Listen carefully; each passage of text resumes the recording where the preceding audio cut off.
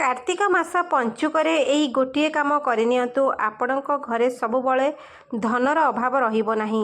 धनर suo छुटिबो। माँ लक्ष्मी दया करिवे।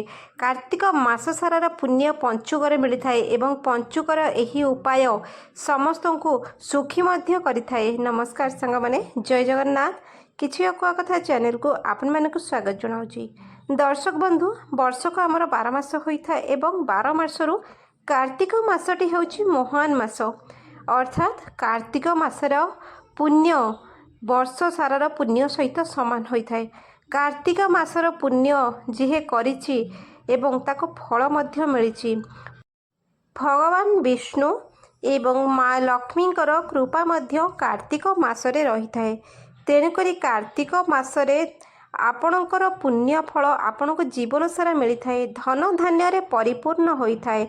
धन गोटे एमिति जिनिस मनीषर सबु प्रकार दुख को दूर करिथाए एवं गरीब जोठी दूर होइथाए सेठी धनर आगमन होइथाए। माँ लक्ष्मी कृपा करिथांती। तेबे कार्तिक मासर एही कार्य आपण मानकु बहु मात्रा रे सहायता मध्य करिथाए। माँ लक्ष्मी निजे मध्य कृपा ढालिथांती। माँ लक्ष्मी सबुबले धरा पृष्ठरे भक्तों उपरे कृपा मध्य रखिथांती। माँ लक्ष्मी हेउछंती चंचला एवं माँ लक्ष्मी जहाँ घरे स्थिर स्थायी कले से घरे केबे धनर कम होबो नाही। किंतु कार्तिक मासरे आपण मानकु किछि कथा मानिबाकु पड़िबो। कार्तिक मास सारार पुण्य वर्ष सारा मिलिथाए एवं कार्तिक मासर पंचुक 5 दिनर पुण्य सारा जीवन पाई मिलिथाए। तो यही पंचुकरे आपण माने यही सब काम करंतु। जदि कार्तिक मास सारा करि नाहंती ताले पंचुक 5 दिन बहुत यथेष्ट होइथाए आपण मानकु मानिबा पाई। कार्तिक मासरे आमे भगवान को विभिन्न देवादेवी की पूजा करिथाउ। मास सारार तिथि बहुत भल थाए। सबु दिन भगवानकर गोटे गोटे दिन होई गणाई थाए। स्वयं विष्णु प्रभु जगन्नाथ मध्य बड़ देउल रे विभिन्न रूप रे पूजा पाई थांती। माँ लक्ष्मी मध्य पूजा का पाई थांती। तो कार्तिक मासर महानता समस्त को जना अछि। समस्ते नारी ठु नै कि पुरुष एवं समस्ते यही काम करि परिबे। कार्तिक मासर महानता विषय रे समस्त को जना अछि। जदि आपनको वीडियोटी टिके भी पसंद लागिबो, जय माँ लक्ष्मी कमेंट रे निहाती भाबरे लिखंतु। दर्शक बंधु, कार्तिक मासरे प्रथमे तो आमिष खाइबा मना होइथाए एवं बहुत लोक पालन मध्य करिथांती। जदि कहीं पाଳି न थांती ताहले पंचुकर 5 दिन आपण पाଳି नियंतु। पूरा कार्तिक मासर पालन होइजिवो। पंचुक 5 दिनर महात्म्य अत्यधिक थाए।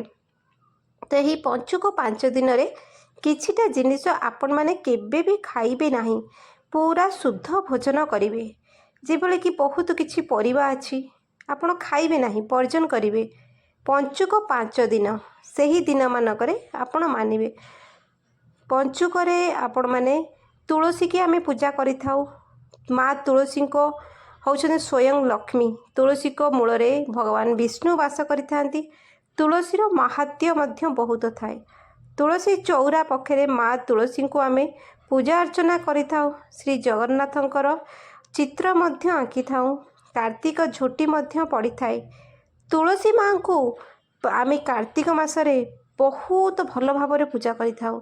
जो घर तुलसी छन छन होई गुदा गुदा होई थाए से घरे माँ लक्ष्मी भगवान विष्णुकर वास होई थाए। भगवान विष्णु जोठी वास करती माँ लक्ष्मी मध्य सेठी वास करती। प्रथमे भगवान विष्णु को आपण माने प्रसन्न जदि करिले ताहले माँ लक्ष्मी निजे आसी आपणक घरे वास करिवे। तेणुकरी कार्तिक मासरे तुलसी चौरा पाखरे यही गोटे जिनिस आपण माने रखी नियंतु। देखिबे आपणकर सारा जीवनर दुख दूर होइजिवो। धनर अभाव रहिबो नाही आपणक घरे।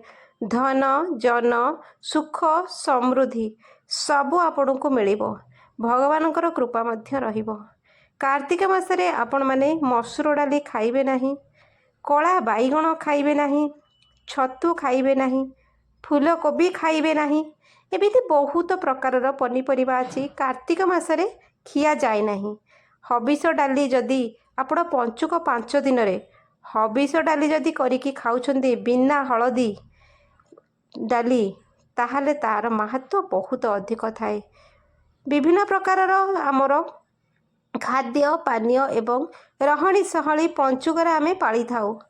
ତ ଆପଣମାନେ ତୁଳସୀ ଚଉରାରେ ପଞ୍ଚୁକ 5 ଦିନ ଆପଣମାନେ ଯେକୌଣସି ଦିନରେ ଯଦି ଏହି ଉପାୟ କରୁଛନ୍ତି ତାହେଲେ ଆପଣଙ୍କର ମଙ୍ଗଳ ହେବ, ଧନଧାନ୍ୟ ପରିପୂର୍ଣ୍ଣ ହେବ।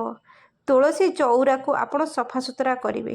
ଯଦି କାର୍ତ୍ତିକ ମାସରେ କରିନାହାନ୍ତି ତାହେଲେ ପଞ୍ଚୁକ 5 ଦିନ ହିଁ କରିନିଅନ୍ତୁ।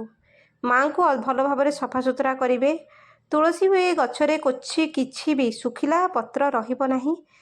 ଗଛ ଯେମିତି ଅଛି ସବୁବେଳେ ଚେଷ୍ଟା କରିବେ ଗଛକୁ ଗୁଦଗୁଦିଆ କରି ରଖିବା ପାଇଁ। ତୁଳସୀ ଚଉରାକୁ ସଫାସୁତୁରା କରିବେ। ଲାଲି ବସ୍ତ୍ର ମଧ୍ୟ ତାଙ୍କୁ ଧାରଣ କରେଇବେ। ତୁଳସୀଙ୍କୁ ଶଙ୍ଖା ସିନ୍ଦୁର ମଧ୍ୟ ଦେବେ। ଓଢ଼ଣୀ ଚୁନରି ମଧ୍ୟ ପକାଇବେ ଏବଂ ହଳଦିଆ ସୂତାରେ 11 ଗୋଟା ଗଣ୍ଠି କରି ତୁଳସୀ ମାଙ୍କୁ ପିନ୍ଧେଇବେ। ତାପରେ ତୁଳସୀ ଗଛରେ ବାନ୍ଧିବେ। ତାପରେ ପୁରା ତୁଳସୀ ଚଉରା ଚାରିକଡ଼ରେ ରକ୍ଷା ସୂତା, ଲାଲିର ରକ୍ଷା ସୂତା ଆପଣମାନେ ଭଲ ଭାବରେ 7 ଘେରା କରି ଗୁଡ଼ାଇବେ। ଫୁଲ ଚନ୍ଦନ ଦେବେ। ସକାଳେ ସନ୍ଧ୍ୟା ମାଙ୍କୁ ପୂଜା କରିବେ ଏବଂ ଝୁଣା ଧୂପ ଦୀପ ଦେଇ ପୂଜା କରିବେ। ତୁଳସୀ ଚଉରା ପାଖରେ ଯଦି ଆପଣମାନେ ଗୀତା ଭାଗବତ ପଢ଼ୁଛନ୍ତି ଏହି ପଞ୍ଚୁକ କେବଳ, ତାହେଲେ ଦେଖିବେ ଆପଣଙ୍କ ଭାଗ୍ୟ କେତେ ପ୍ରକାର ପରିବର୍ତ୍ତନ ହେବ। ବିଷ୍ଣୁ ସହସ୍ର ନାମ ଯଦି ପଢ଼ୁଛନ୍ତି ମା ଲକ୍ଷ୍ମୀ ଅତି ପ୍ରସନ୍ନ ହୋଇଥାନ୍ତି। ଘରକୁ ଆପଣମାନଙ୍କ ଘରକୁ ଆଗମନ ମଧ୍ୟ କରିଥାନ୍ତି। ତୁଳସୀ ଚଉରା ପାଖରେ ସନ୍ଧ୍ୟାବତୀ ସବୁଦିନ ଦେବେ। ସକାଳେ ସନ୍ଧ୍ୟାରେ ବତୀ ଦେବେ। ଏହିସବୁ ପାଠ ଆପଣ ପଢ଼ିବେ। ମା ଲକ୍ଷ୍ମୀଙ୍କ ସ୍ତୁତି ଏବଂ ବିଷ୍ଣୁଙ୍କର ସ୍ତୁତି ଚଉରା ପାଖରେ ଆପଣମାନେ ନିହାତି ପଢ଼ିବେ। ଲାଲି ବସ୍ତ୍ର ମାଙ୍କୁ ଧାରଣ କରାଇବେ। ଚଉରାକୁ ଭଲ ଭାବରେ ସଫାସୁତୁରା କରି ପୂଜା କରିବେ। ଦେଖିବେ ମା ଲକ୍ଷ୍ମୀ କେତେ ଭାବରେ ଆପଣମାନଙ୍କ ଘରେ ସୁଖ ଆଉ ଶାନ୍ତି ପ୍ରଦାନ କରିବେ। ଧନ ଏବଂ ଜନ ମଧ୍ୟ ପ୍ରଦାନ କରିବେ। କାର୍ତ୍ତିକ ମାସ ପଞ୍ଚୁକରେ ଏହି 5 ଦିନ ମାଙ୍କୁ ଆପଣ ପୂଜା କରନ୍ତୁ। ତୁଳସୀ ମାଙ୍କୁ, ତୁଳସୀ ମାଙ୍କର ମାହାତ୍ମ୍ୟ ଅଧିକ ଏବଂ ମାଙ୍କ ମୂଳରେ ତୁଳସୀ ମୂଳରେ କ୍ଷୀର ଟିକେ ଅର୍ପଣ କରିବେ ଆଉ ହଳଦୀ ପାଣି ମଧ୍ୟ ଅର୍ପଣ କରିବେ, କାରଣ ଭଗବାନ ବିଷ୍ଣୁଙ୍କର ହଳଦୀ ଅତି ପ୍ରିୟ ହୋଇଥାଏ। ତାପରେ ଲାଲି ବସ୍ତ୍ର ପିନ୍ଧେଇବେ। ଆପଣ ତୁଳସୀ ଚଉରା ପାଖରେ 5 ଗୋଟି କଉଡ଼ି ନେବେ। 5 ଗୋଟି କଉଡ଼ିକୁ ଲାଲି ସୂତାରେ ବାନ୍ଧିବେ। ଚଉରା ତୁଳସୀ ଗଛରେ ଆପଣ ବାନ୍ଧିଦେବେ। ପଞ୍ଚୁକ 5 ଦିନ ସେ ଗଛରେ ରହିବ କଉଡ଼ି। ପଞ୍ଚୁକ ଯେଉଁ ଦିନ ସରିବ ସେହିଦିନ ସେ କଉଡ଼ିକୁ ଆପଣମାନେ ଆଣିବେ। ଆଣିକିରି ଆପଣମାନଙ୍କର ଯେଉଁଠି ଧନ ରଖୁଛନ୍ତି ତିଜୋରିରେ ରଖିବେ, ଆଲମାରିରେ ରଖିବେ। ଆପଣ କାର୍ଯ୍ୟ ଯେଉଁଠି କରୁଛନ୍ତି, ଆପଣ ଅଫିସ୍ କାର୍ଯ୍ୟ ଯେଉଁଠି କରୁଛନ୍ତି କାର୍ଯ୍ୟସ୍ଥଳୀରେ ରଖିବେ। ଦେଖିବେ ଆପଣଙ୍କ ଘରକୁ ଧନ ଆସିବାର ବାଟ ଫିଟିଯିବ। କାରଣ କଉଡ଼ି ହେଉଛି ମା ଲକ୍ଷ୍ମୀଙ୍କର ଅତି ପ୍ରିୟ। ଯେହେତୁ କଉଡ଼ି ସମୁଦ୍ରରୁ ଆସିଥାଏ ଏବଂ ମା ଲକ୍ଷ୍ମୀ ହେଉଛନ୍ତି ସମୁଦ୍ରଙ୍କ କନ୍ୟା।